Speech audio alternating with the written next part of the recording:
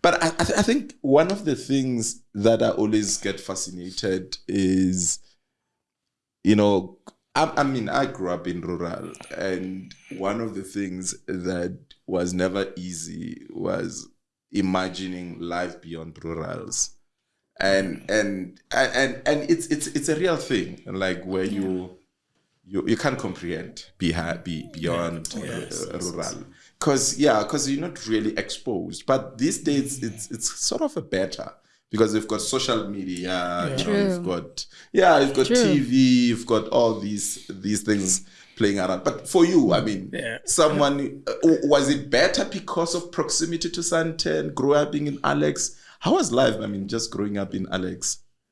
I mean, growing up in the township is similar to growing up in the rural. So you find that, I mean, funny, you might find you go to Alex or Soweto, you still find kids that have never been to town. Yeah. You know, you find kids that all they know is this environment. As much as there's TV, there's, you know, social media and all of this. So growing up in Alex as well, we... and at the time, I mean, football wasn't as professional as it is today. Yes. As much as we got to see, you know, I remember 1988 when I first saw the Euro Cup, where 1988. Where were you? I was anticipating that question, eh? I was anticipating. Definitely you're not born. I was not even thought of at that point, eh? I don't think my parents were even thinking or even together at that time. And pretty much that, I would say that's the first time I started falling in love with goalkeeping. Yeah. 88 is the year that Pirates won the Pop Safe Super Bowl. My yo-yo, you know, doing his things. I fell in love with my yo-yo. And again, was my point where they was starting seeing international football at that time. So not a cheese boy. I mean, watching 1988. How are you watching international? We were watching another cheese boy. TV one, TV one. Oh, and then that family that had TV, you know, we'd go there. What a cheese boy. No, not at all. You know, not at all. But you're speaking about falling in love with football. I mean, goalkeeping. Yeah. Before that, surely you're playing soccer. What were you playing? I mean, were you striker? Or? Yeah. Mm-hmm. Okay. So I played striker and goalkeeper until I was 16. Okay. Cheese boy. I mean, I grew up. I played for Balfour Park, so I grew up playing with the Jewish kids in Balfour Park and Highlands, and so most of the kids in Alex. So back then, most of the kids that turned out to turn professional, we all played in the suburbs. Okay. Sheikh Skungwani, Alfred Piri, Lavas Motlala. So all of those. Who linked between these? So the first one who went was Sheikh Skungwani in 1986. He went to Wanderers. Okay. Oh yeah. And then from then on, we started following. Around the same year, I went to Highlands and then Balfour Park. When then Molavas Mutlala went to Wits, Alfred Piri as well to Wits.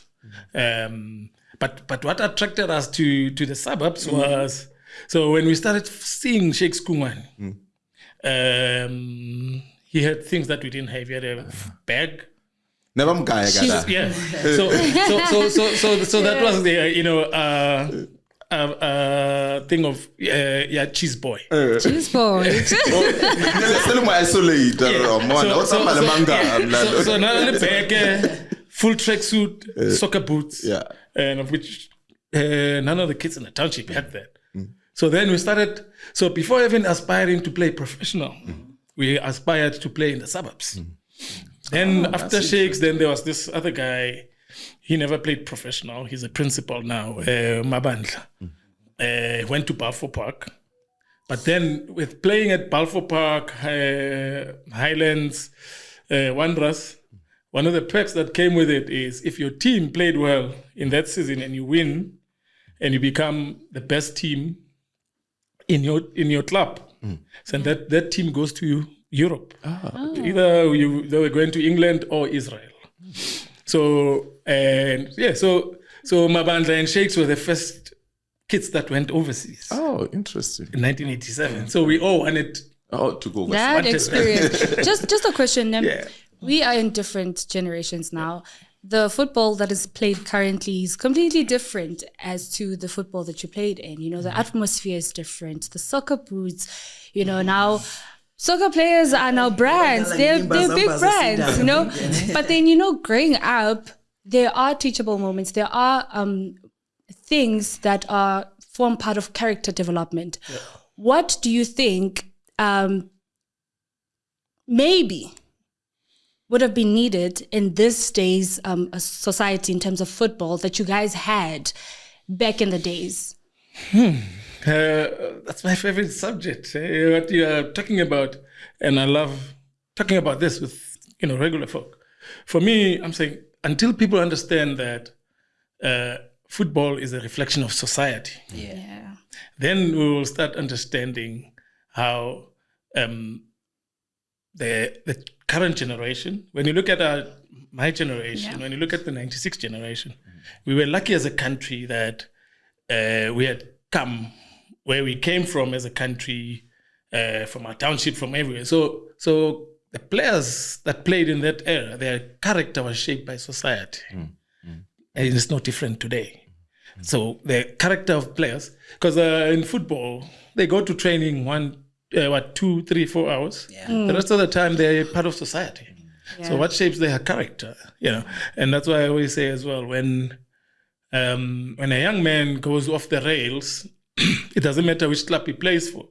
As a supporter, when you rejoice, if you support Pirates and you're seeing a Chiefs or a Sundowns player going off the rails, I'm saying you are ill-informed, because you must remember that if you have a child who's the same age, means what you're seeing in them means this is what our kids at that age are doing, most likely.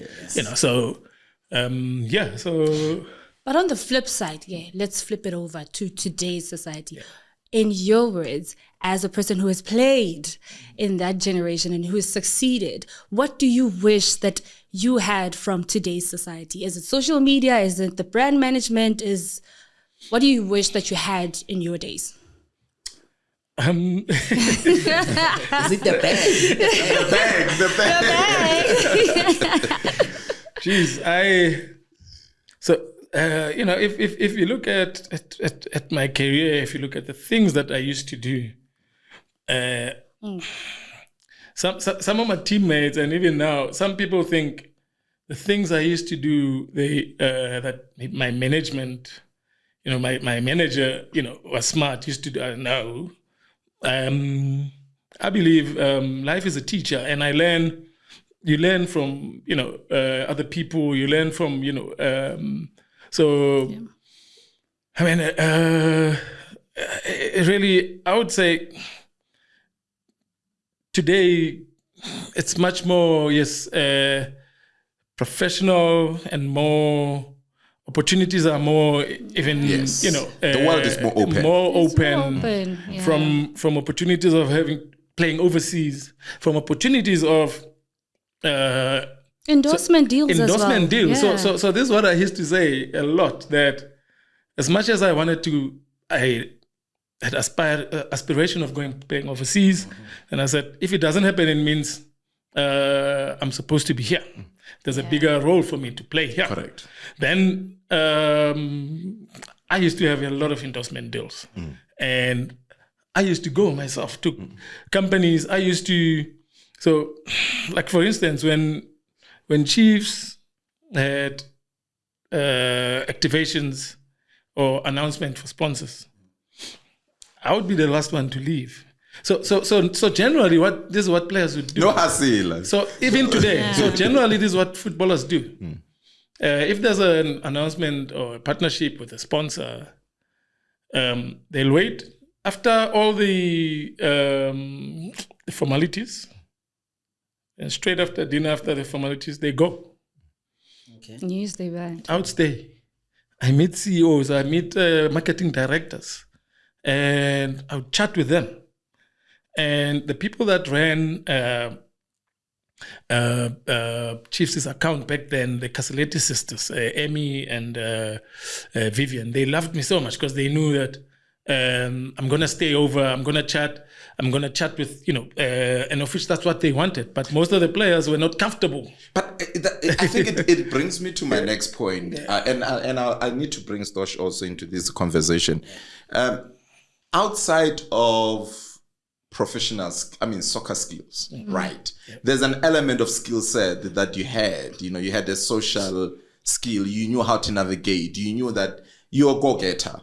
You understand? And I think my question is, what sort of skill set do you think the current players needs to sort of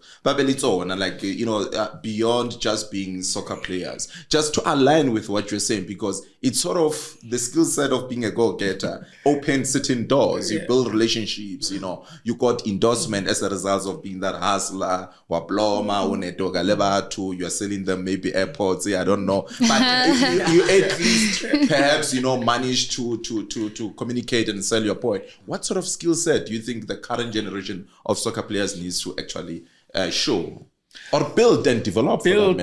I would say, obviously, communication skills. Yeah. But a lot of the other things, football teaches you that. Yeah. Like confidence. Discipline as well. Yeah. Confidence, discipline, these are all things that sports teaches you. So a lot of all these things, you already have them. And so football teaches you all of this directly or indirectly.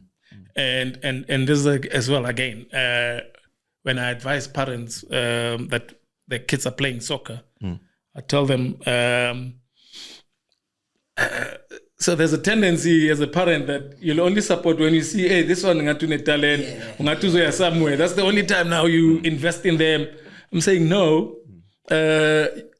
All your child wants is to know that my mom is watching me. That's my bad, yes. Wherever my kids play at this club, when I go watch, even at training, you'll find parents, after the kids are on the field, then they're busy on their laptop. But when that child walks off the field, he's going to come to you and, did you see, I did this and this, did you see it? And you didn't, you were busy. You did not, yeah. So parents need to understand the importance of sports and the importance that so for me, I would love to see our government at some point taking sports very seriously. And I think I've made this point a lot, that if you look at private schools and white folk understands the importance of sports. That's why sports in their schools is compulsory. Then you get to our schools, schools, sports to a point where in some schools it's non-existent. Not only do the kids have a choice. Yes, that's a fact. At some point, the new Minister of Sports was having a conversation with the Minister of Basic and Education to say they want to revive the sporting codes within the primary and high school levels. Well, we are yet to see that, but I'm hoping that will be a reality, because I think there was some understanding that they've signed. But let me take you back. When you were making a transition over from playing Goba Highlands Park and now joining Chiefs, there's a fame, there's money, What's called? Go 4th Avenue, go 6th Avenue, go Alex. You are tall, Brian, famous. He's no longer Brian. He's now Spider-Man. Spider-Man. Now I play for Kaizer Chiefs. There's an element of skill set about money management around that, to say, were there any preparations for you? I mean, if Nelo Tola maybe 10 down, 5 down, no, maybe no snalion, were there any preparation towards there to deal with money management fame that you feel that you're given? Or if you're not given that, when you reflect back, what do you wish you had during that transition and dealing with money? Jeez. There's so much, but this is what, for me, money knows no color. It doesn't matter whether you're black, colored, Indian. If you were never taught about money, you're never going to understand money. Money is energy. Money is all of these things. And unfortunately, us as black folk, we are never taught. So in school, we teach maths and how to count and all of this. But you never taught about money and understanding what is money, so that when you get it, you're able to plan for it. You start understanding there's investment, or there's all of these things. And unfortunately, us as professional footballers, just like any other people from other industries, entertainment and all that, is that we become victims of the industry itself. There's no proper training or education about all of this. So we learn on the job, including with money. You learn as you go. And I think the famous or the most thing with us is, growing up, when you've had a grandmother, you'll know that hane o dutse stofa se chisa a re wa tshwara about khalimela gona e motlogele go tshwara uch, so that so we learn through experiences, but some experiences are can be more painful than most, and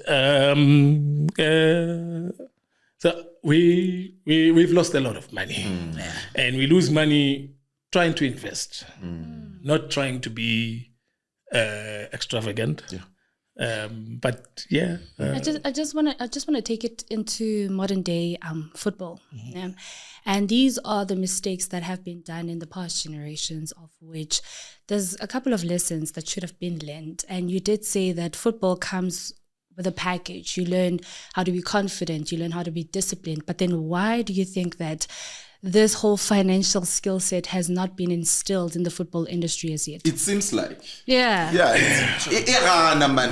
Something. So a lot about football, a lot of things about football, it's political.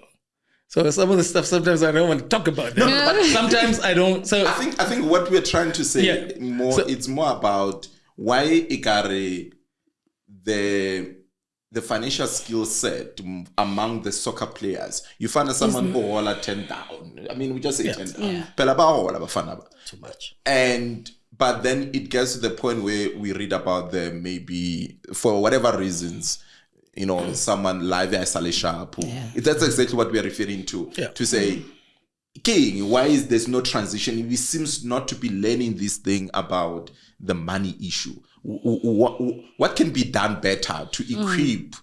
I think the first point for me is why until today there's no pension fund for footballers. And that's why you did say that you guys are mostly victims of the industry, because it goes wide across into the entertainment space, and there is no financial, pension funds and anything of that sort. So it's a bit worrying. It is. Yeah. So the pension fund issue, I found it there. I left it. The conversation. I left it there. It's still there. Still there. And my argument with people is this, that so when we're looking from outside, we blame the players. Why are they not doing it? But I'm saying, on hindsight, looking at it now, I'm like, when I was 20, when I was 25, did I even know what a pension fund is? Would I have been able to sit and talk to companies and bring them together and say, okay, let's do a pension fund for players? No. But now I'm older, I understand these things. So people within the industry and everyone is shifting the blame. So the clubs would say, no, it's SAFA. SAFA says, no, it's PSL. PSL says, no, your agents. Agent says, no, players. Yes. But I'm saying, if everyone is concerned and wants the well-being of the players, why don't we forget about just shifting the blame and think about that if we really do love this industry and we want it to grow and we want it, so we know so why are the clubs not coming together? Why is the PSL not putting something together? We know the union is there, and we can blame them and say all sorts of things, but I know that they've been trying for years to activate a pension fund for players, and it's not happening. We've engaged government, ministers. In my day, almost all the ministers that, we've engaged them with these issues, and nothing is still not happening, So, and then it goes back to, okay, individually, why are they not? But I'm saying the biggest thing that people need to remember is 80% of footballers come from disadvantaged background. Sure. This is a child that comes from Engutu. This is a child that comes from Alex. This is a child that comes from deep in Venda, in a village in Dumbuletsa. This is a child that their parents. So in football, you find a. Let me make an example about TLB. This is his first season in the PSL. If you look at him, you'll find the first time he's having a bank account. Sure. You find that this year is the first time in his life. He's 19, 20. The first time he's having a bank account. And on top of that, you'll find the most money he's ever seen, maybe it's 1,000 rands or 2. Now you take this child, you put him in the academy or whatever, Pirates or Sundowns or Chiefs. So I'm making an example about him, but I'm not. So it applies to all the clubs. Then these clubs, you take this child from disadvantaged background, then you bring them here, and you know that all of these things that we're talking, they don't know about these things. So now you bring them here. Let's say the academy, they say maybe they pay them 5,000 stipend. They do everything for them. Then this child becomes an overnight success, hit. He plays now for the first team. From 5,000 now you're giving him 50,000. And the bonus is from tournaments. Yeah. National team. And then in between that, so from 5, so that's a 100 or 1,000% increase in his salary. And there's no proper education and sitting with him that, hey, see, you've been earning 5,000. This is your life that you were used to. There's a jump. So there's a jump. So this money coming in, and in Europe. And it's money that you've never seen before. Yeah. Trust you, believe you me. If I was in a position whereby the only amount of money probably I know is 5,000 rands, and I get the opportunity to work where I get maybe a mostly 100% increase. Trust you, I'm still young. I don't think I'll have the capacity to be like, I need to have a life cover, a funeral cover. I need to save up my money. I need to do this and this and that. Yeah. And it's even worse in this day. Social media is the ruler of the day. There's a lot of things that are dictated by social media, the lifestyle and whatnot. And sometimes we fall back because of that. And if you take a look at a lot of players in the PSL, they are young, evolving players. Young players of which have social media. The young players who want to, fit the standard of social media. So I don't know how we can try to instill that kind of knowledge to our soccer players, not also them forgetting the fact that soccer is not really a long-lived career. Yeah. It can end anytime. You can have an injury that could just end your career. Those are the things. Not just anytime. It's gonna end. It is gonna end at some point. We need to make them aware that this is a dream, and this is not reality. And it's only the time you wake up, this is going to be gone. So if you are dreaming, you're dreaming for 10 years. When you stop, it's when the dream ends. So we need to get to a point where we have people really that are managing players, but with really good intentions and with understanding that And these are not things that we're saying are not, that don't exist. Mm-hmm. They exist in rugby. They exist in cricket. Everywhere.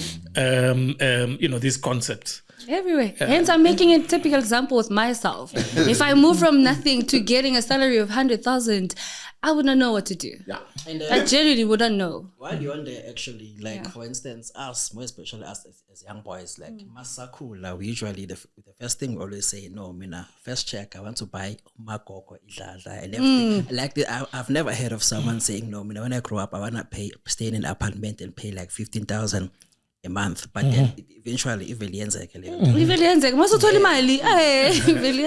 speaking exactly of that, you from Highlands Park to now, I think you played for youth in Chiefs, if I'm not mistaken, until 93, somewhere there, Academy or something. Yeah, no, only about 6-7 months. Yes, okay. Yeah. Then maybe to now first team, now Hola Zakanyana. What was that big first purchase? I mean, no, so Tola 1,000. No, 1,000. So what did you buy? What was that thing that you bought that was big? So I turned professional in 1991. Okay. April 1991, I turned pro, and my first paycheck was 900 rand. 100 rand. 900. Or 9. Yeah. That must have been a lot at that time. Yeah, that was a lot at that time. But at that time, I already had, entrepreneurial, ideas and stuff. I loved music. I used to buy music like crazy. When I stopped buying CDs, I had over 35,000 CDs. What? No way. Yeah. So you're collecting? They're in storage now, and so I'm a collector. But how it started? So right about there in 91. So when I turned professional, and there was these guys that I grew up with in Alex that we loved music. So at that time we used to buy CDs, and then we duplicate and buy cassettes. Mm-hmm. And so at that time, so I used to sell cassettes to taxi drivers. Mm-hmm. So on my way to training, I would want to sit in the front. Second stream of income. Yeah, so I would sit in the front in the taxi, sit in the front, then let me play you music. I play it, so he likes it. It's like, okay, I sell it. Wow. So and then the senior players, Dr. Fani Madida, Brian Marty, Rudolph Siale. So those are some of the guys I used to sell. Fani Madida. These are guys I used to sell music to. Okay. So how I would sell music to them at George Koch Stadium. So I would come early, and I would wash their cars and play my music in their cars, and they'd buy my music. So I'd make extra cash. But you haven't answered my question. I mean, now you're any go Chiefs. Like, what was that thing that is so memorable that you bought? It's the business of CDs. That one is not a purchase, that was investment. Yeah, so at that time, so my splurge was on CDs and clothes. So my late brother, my late brother, firstborn Yakochai, he died in 96. So at that time, I just moved in with him. He lived Lombardy. Okay. And so I knew I didn't have to, rush to, move out of home. So I lived with him, and but he had a thing for clothes. So me and my cousins, so we looked up to him and his friends. So I used to. My money I was spending on clothes. So my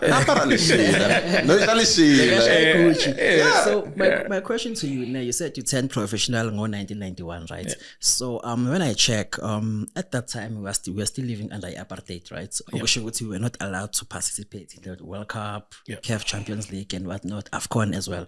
How much did that affect you guys in terms of marketing whenever, let's say maybe like your goals in terms of wanting to play in Europe?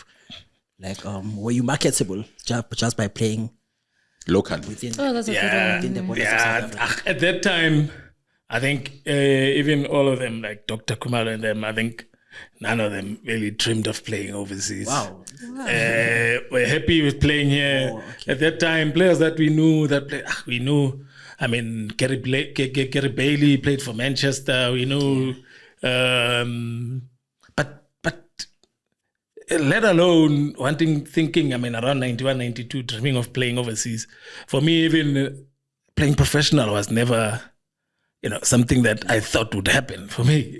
So playing in Europe seemed unattainable. It's not something really that I dreamed of. That I knew growing up, I wanted to be a cop. I wanted to be a policeman. Oh wow! I wanted to be a lecturer. So one of the two, I was going to go and study and become one of these. But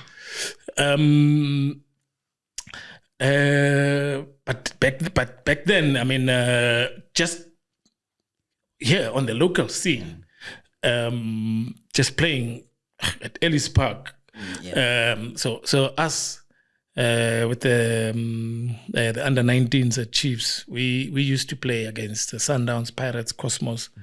We'd go to almost every second weekend. We'd go to rural community. We go to Postmansberg, Piet Retief, and play tournaments there amongst ourselves and teams from there.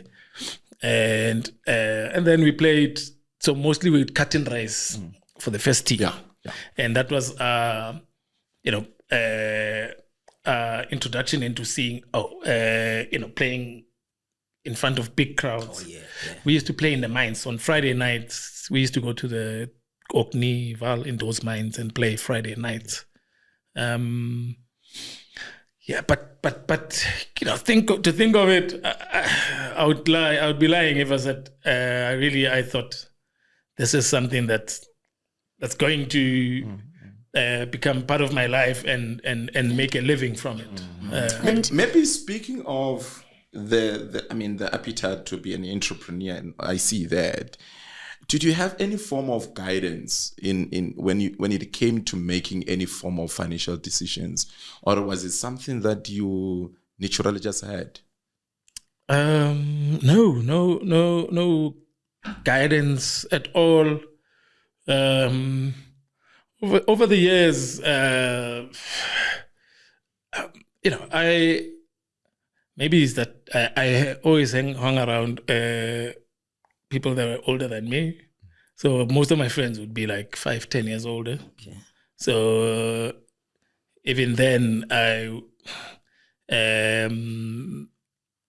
would hang out with Wellington Manyati, even in camp, I would hang out with Brian Marty, all Machrotmans, including when I started playing a national team, my roommate was Phil Masing. I would hang around with all the Grotman, and more especially at that time when I started playing overseas, Bosizwe Mtaung, Boshus.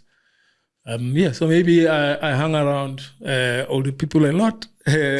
And I would get guidance from them. And maybe they gave you a bit of guidance, but then the question that I want to ask, and I'm most probably expecting the same kind of answer, which I got guidance from these people, but then how did you deal with the setbacks in terms of business? Because I heard you said that you were a person that has always been business-minded, Was it the same as losing a big game, maybe Chiefs or Pirates, so it's a derby?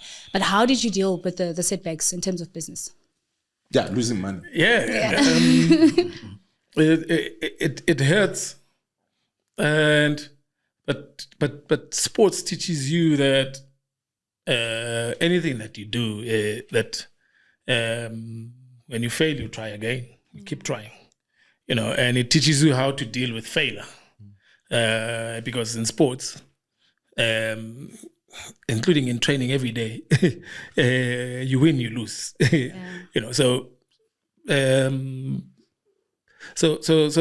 for me, I always say to footballers or people in general, not just professional, that a lot of the things that you do that apply to life, especially with sports, if you play netball, things that are happening in a court every day is things that happen in life. In life, if you're in school, even when you're getting the 100%, there's where you fail, and sports teaches you that it's okay to fail, because then you try again, and you look. Even the best in the world easiest way of showing people, you look at Ronaldo or Messi. In a game when there's a free kick, he does sometimes kick it all the way to, It's a reminder. It's a reminder to of the success. stands that you're human. And You wanted to come in. You wanted to come in. Yeah, Before I go.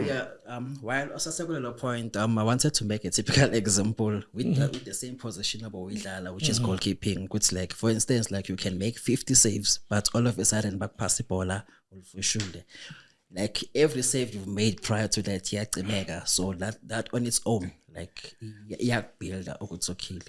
yeah, No matter how good you are, but even a small mistake that you make, people will always remember that mistake that you made. Actually, that's part of life. It is part of life, and like, and it is. But I just want to know, that is very interesting. Like, how did you deal with that? Did you ever, stumble upon chances whereby the spectators would be like, even myself as a goalkeeper, have you ever stumbled upon that, and how did you deal with that? it happened every day. Trust me, I know.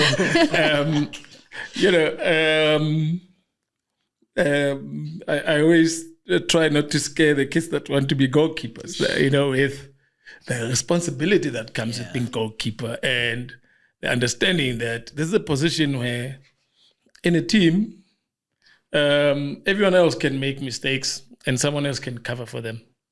But when you make a mistake, no one is there to cover for you. So recently I read a book on goalkeeping, and they had this saying, and I've never looked at it in this way. They're saying football is designed to be against goalkeepers, because in football, for people to win, they have to score. So once you start then understand that, okay, football, the whole concept of football is to be against you as a goalkeeper, because for a team to win, they have to score. So then you as a goalkeeper, you're gonna deal with, like you're saying, I've made some blunders where, errors, but I taught myself how to what is the word I'm looking for? How to come back from that. I taught myself from the field. From the field, if I make a mistake, first thing I would do. So one of the things I used to do, and my teammates that played with me, they knew. If I make the mistake and somebody scores, I don't want you taking the ball. I want it. So I don't want you, my teammate, taking that ball and taking it. I want to go and get it myself. Why is it the case? It was just mental. And from there, then I'm going to turn it around. Even if it was a mistake, I'm okay. Oh, wow. So I knew how to flip it. I see. Okay. What's a coping mechanism? So I know how to flip it and turn it into, and again, on the psychology. Yes, it's psychology. It's psychological. Let me take you to one of your biggest moments in your career, moving from Kaizer Chiefs to Sundowns. Yeah. Take us through that emotions during that time. The emotions around that time. What was going on?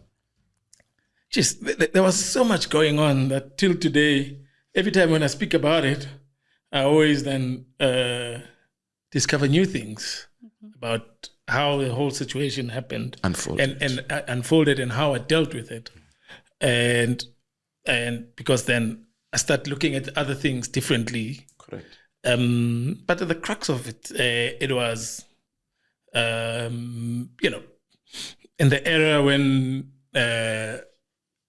the FIFA law about players being free 6 months before just kicked in, and a lot of the things and laws of the game and other stuff that applies to food, I taught myself reading. I would tell my agent as well stuff, when I was negotiating, whether for endorsements and stuff, I would sit with my agent to a point where there's something that I did with my agent, and then he changed and he started doing that with all his players, where I would say to him, okay, when you negotiate for me, if I want 10 rand, I don't want you taking my money.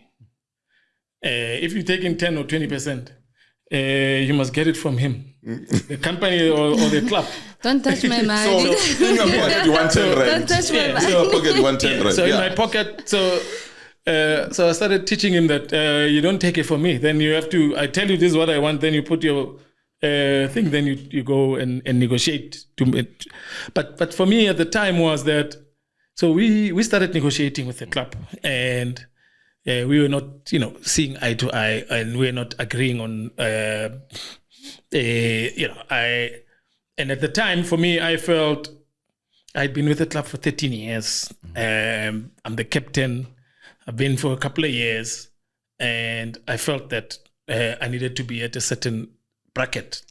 I understood that at the club there was 3 brackets. There was category A, B, and C. And I was sitting on category B, and I felt that I needed to be, and so it wasn't happening. And but I tell you, I never thought I was going to leave until the last day that I left Naturena, and the next day I was going to Clorco. I still believed that it was going to be resolved, and I still believed. Okay. But for me, the one thing, after everything else that happened with our negotiations, the biggest thing that made me leave was the attitude I was given, where I was told the offer that we are giving you now, after having been negotiating for months, we started negotiating from January. And almost from January, almost every month we'd sit once or twice, talk. But by around March, then I was told, no, you can't see the chairman anymore. You have to talk to Bobby and Abdullah. Then started talking to them, but then I started, after 2-3 meetings, I said to them, okay, every time I talk to you, you still go to the chairman. So it'd be easier, just talk to the chairman and finish this thing. They said, no. The chairman now said, the offer that we're giving you, you must take it or leave it. Then I said,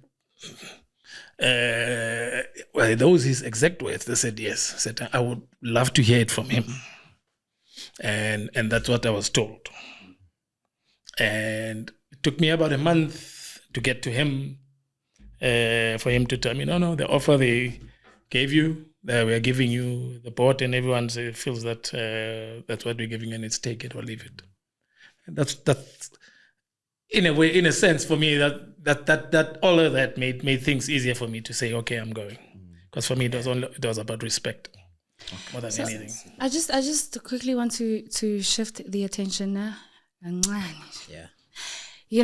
He asked the question with regards to players wanting to play abroad, and you were in a certain time whereby there was kind of lack of resources for you to even think of playing in Europe, as at that time it kind of felt unattainable. But then now we have players who it's very easy for a person to go abroad, to aspire to go play abroad, because chances, the media and whatnot, it's doing a great job. But I also would have wanted to have it get to a point whereby PSL players just aspire to play here. Yeah, true. And I feel like that is one thing that is currently evolving in our league.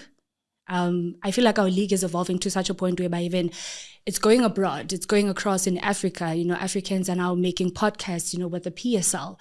So do you also wish that, our players could just aspire to play here, not only just for the big 3, not only just the big teams, but then get to a point whereby all these teams are big enough? And I feel like now our league is very competitive. Hey, it's kind of getting more and more competitive. Am I lying? Is it not? What you're seeing on the surface is not what's real in the background. And at the beginning of my career, yes, I never.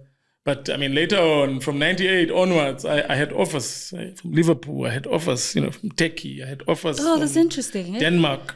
So one of the reasons that when now I was negotiating my contract was because I've had all these offers and the club has turned them down. So that was one of the reasons. Now I was saying, now I need to be on a better, bracket.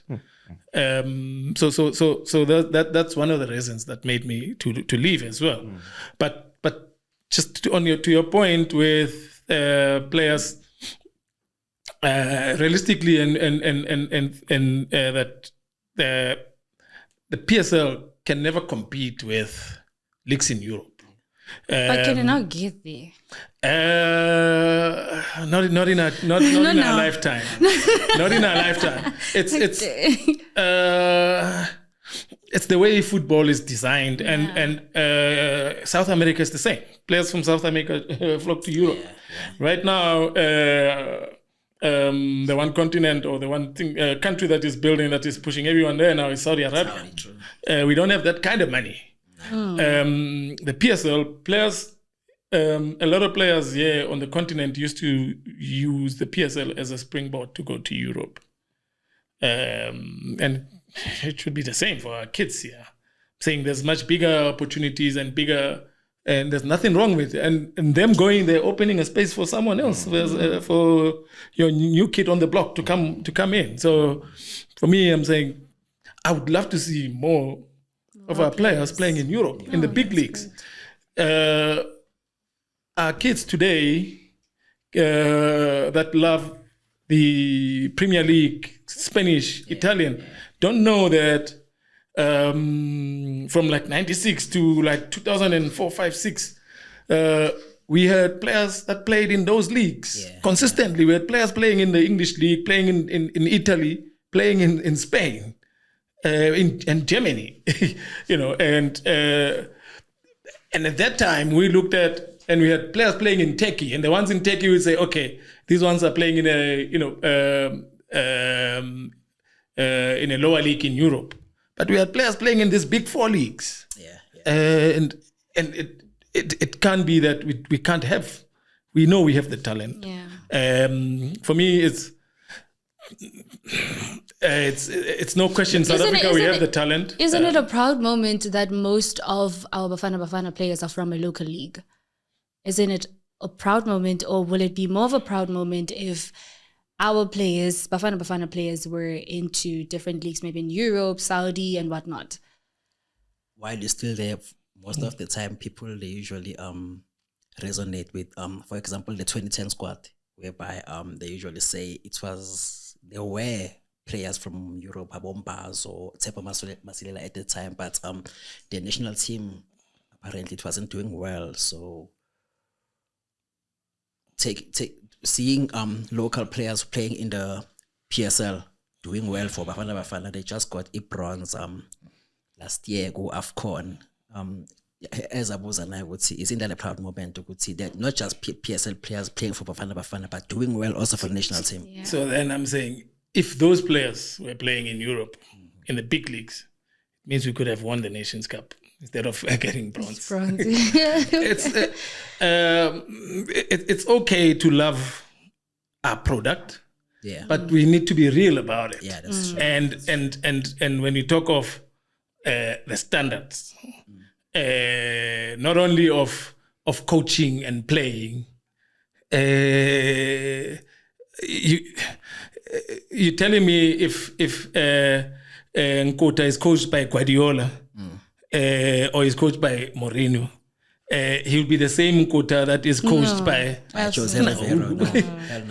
You tell me if Rele had to go to Barcelona. Maybe let me refocus you, because I mean we're speaking on different projects now. There's different projects that perhaps even during that time you're saying during negotiations Liverpool gave you a project.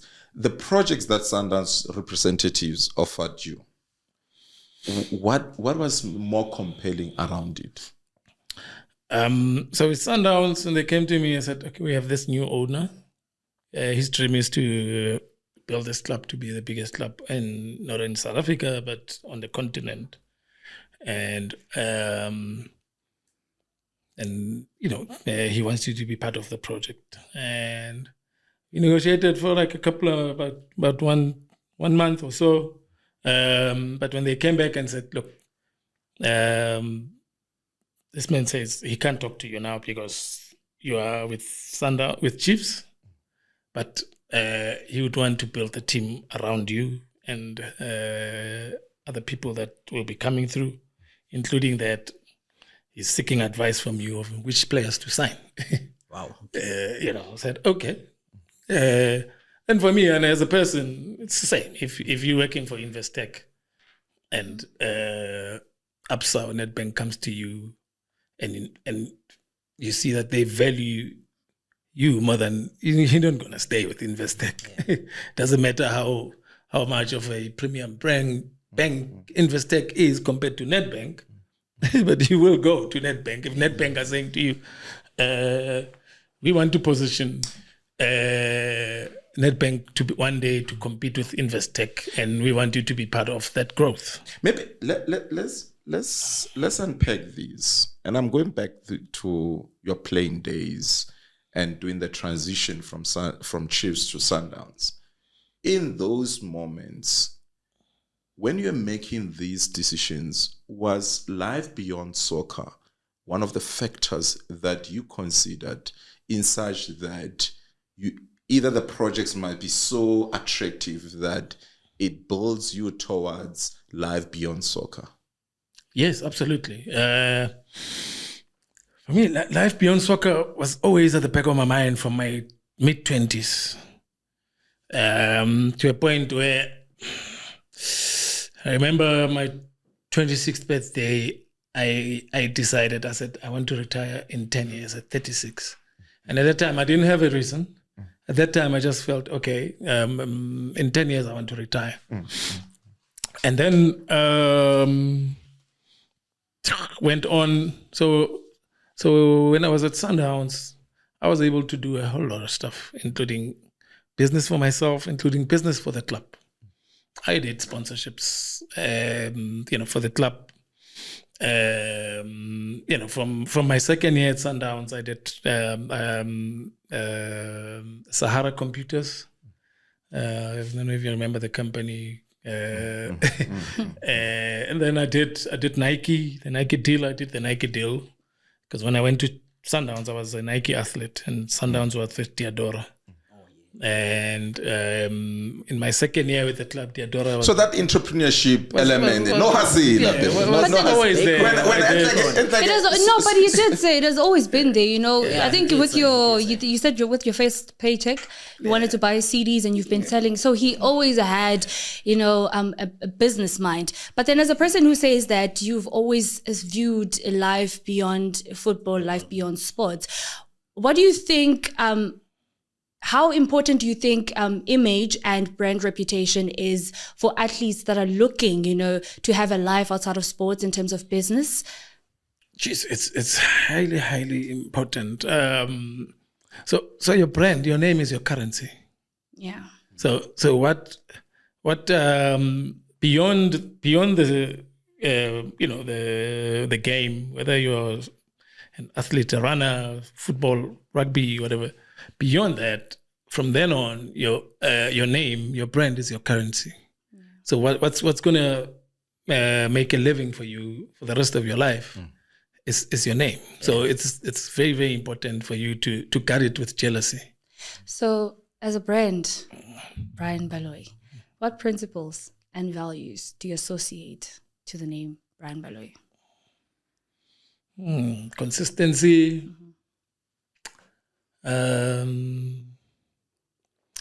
Consistency, drive, ambition, and delivery. Yeah.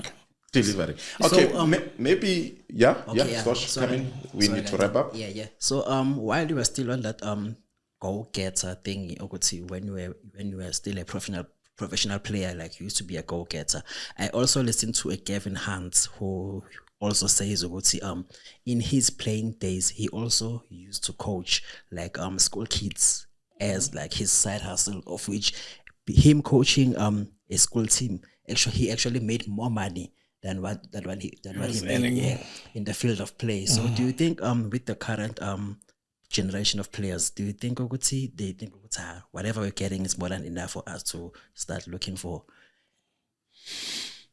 Some do think like that, some don't. And it's, I think for me, what we need is to teach these kids that you are a professional in football. You are not a professional footballer. Yeah. So once you teach them that you are a professional in football, so they can be a professional in anything. They can walk away from football and be a professional in, they can go into broadcasting, they can go into, so the most important thing is teaching them to understand that they are a professional in football. And with that, then they'll be able to start understanding and how to use then their currency, and how to leverage off the brand. Yeah. Okay. Maybe when we are closing, let me take you to 2009. You're now contemplating on retiring. It's 2 years away from your retirement. Yeah. What was going through your mind? So 2009, at that time, I was never thinking about retirement. I was at the height of my career, enjoying myself, including that now I was part of the national team. And now, as the World Cup was, within reach. I became part of the Confed Cup team. Then from then on, for me, I was just focusing on but the one thing at the back of my mind was that, so when I look back, I get to start thinking, maybe I was too comfortable at Sundowns again. One of the things that made me leave Chiefs was I felt as well that I was now being too comfortable. I needed a new challenge. So I started feeling that, I think when I look back now, I'm thinking maybe I was too comfortable. I was comfortable in a sense that I thought that when I retire, the things that I wanted to do post-retirement, with the boss, we were aligned. He knew what I wanted to do. But people within the club, there was too much resistance and too much backbiting, infighting, that. But I only experienced that and realized that soon when I retired, when I started working in the office, people just flipped and changed just like this. And I lasted only a year. Within 6 months, I knew I don't want corporate politics. I knew you knew how to navigate soccer politics. Yeah. Maybe there's a skill set that you need to develop. But from then, I knew that I don't want to be here. Yeah. And this is not for me. And then I knew that, geez, you know what? I think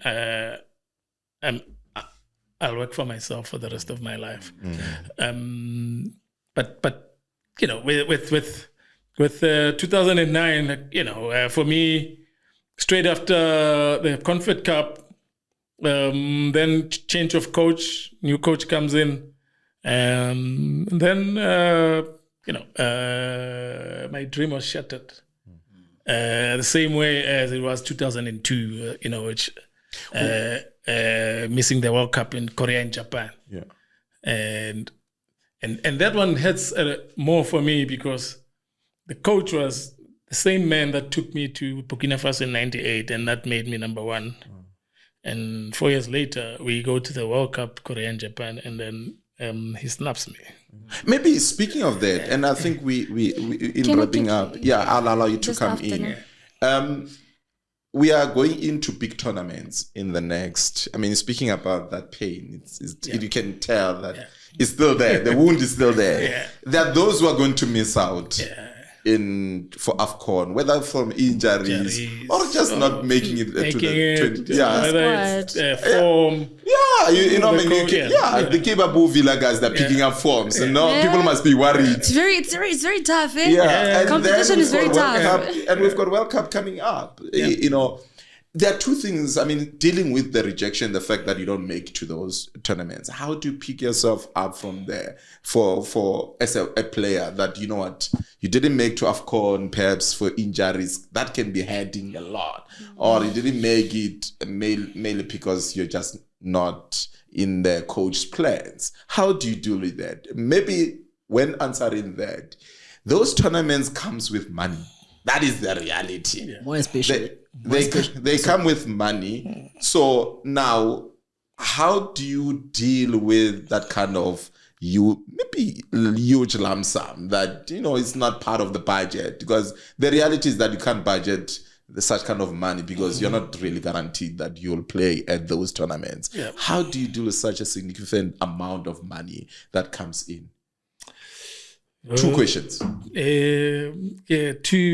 So the first one for me, I think I deal with setback in the same way. It doesn't matter where it comes from. I have a blanket that I put over any setback.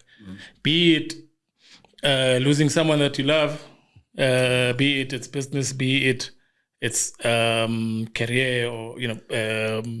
So for me, how I look at it, I'm a realist, and I always say, if not me, then who? You know. So and I'm saying, as human beings, all I know. So Shoes taught me this, and he loved saying this. You got to learn to take the good with the bad, and he loved saying this, and to a point where, you know, he had this book about the yin yang, and I went on. I have a tattoo of a yin yang on my back. Yin yang. Yin yang. So yin yang is a Chinese symbol, and basically it says, so it's a Chinese symbol. It's round, so it's got black and white, and so on the black side there's a white dot. I see. And then on the white side there's a black they merge dot. together.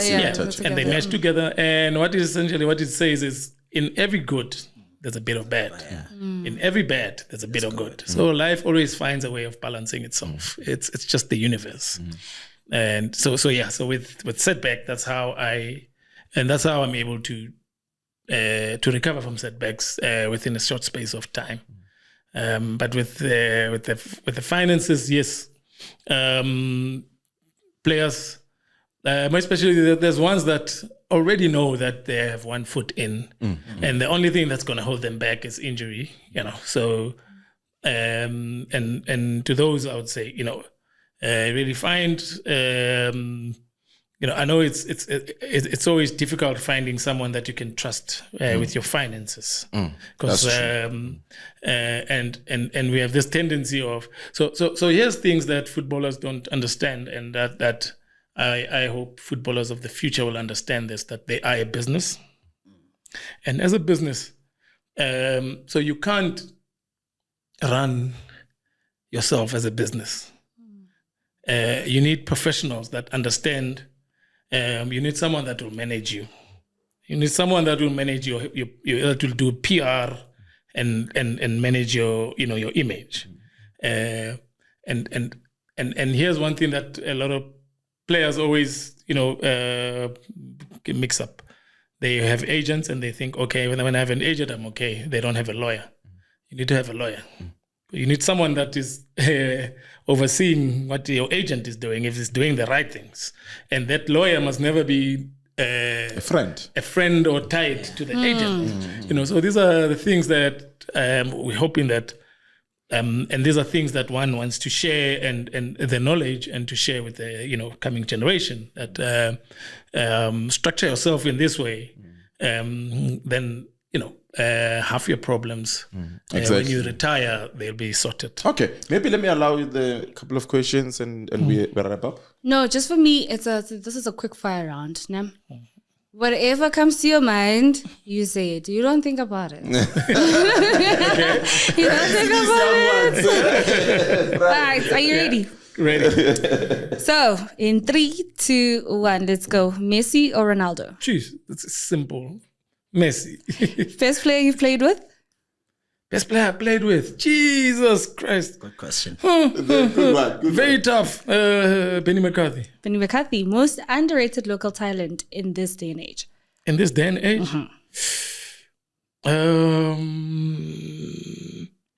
Damn.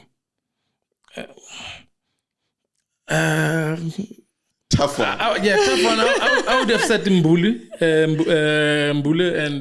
and before he moved to Pirates. Yeah. So now people have really got to see, yeah. what we've been seeing. All of this. Jesus. Okay, I would say Tele. Really? Okay. Your pre-match meal in your playing days. Yeah, my playing days, pre-match meal was always pasta and chicken. Pasta and chicken. Wow. Okay, the funniest teammate you've ever had. Sure, so many. Jesus. Yeah. You can name 2. Jesus, Jabupule. Mwana wa Twe. Shuffle the pack. Hey, Shuffle, we want to talk to you, man. We talk to you, Mchana. Yeah, they're a homeboy, man. David Tone. Yeah. And I would say then it would be between Jacob Chiseve and Edward Mudale. And I understand in your playing days, most stadiums were not built. But what was your best stadium atmosphere? Is it Ellis Park? Is it Ellis Park by far. Ellis Park.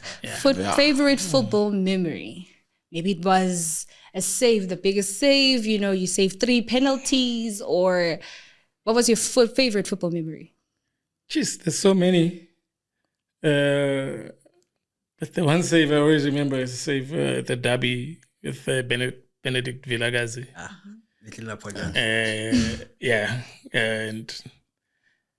So they took a shot from out the box, and there was people in front of me. So the ball had a deflection, and I had already gone to the other side, and it went straight to. And he hit a first-time volley to top corner. And I came back from the other side and went straight, and I caught the ball, and everybody was looking for it. Thought it's in the net. It's in your hands. They're still looking for it until today. So when he talks about that, he talks about it with so much passion, and Sid tells me he can't believe that he didn't score that one. And lastly, I know I'm still a fan. There's a lot of people that when they see Brian Baloyi, they would say, greatest keeper, I'm called Spider-Man right now. Spider-Man, what is that one thing that fans don't know about you, of which you wish they would know about you? Jesus. I guess now some know, but some don't, and some don't want to accept it. But I grew up being a Pirates supporter. When I tried to recruit him, I was speaking to Brian, and I was like, Brian, you are chilling with the Pagani, so you must come over. He's like, you don't have to worry. I'm already a Pirates fan. Okay, just I need 2 questions from from the game that she was playing.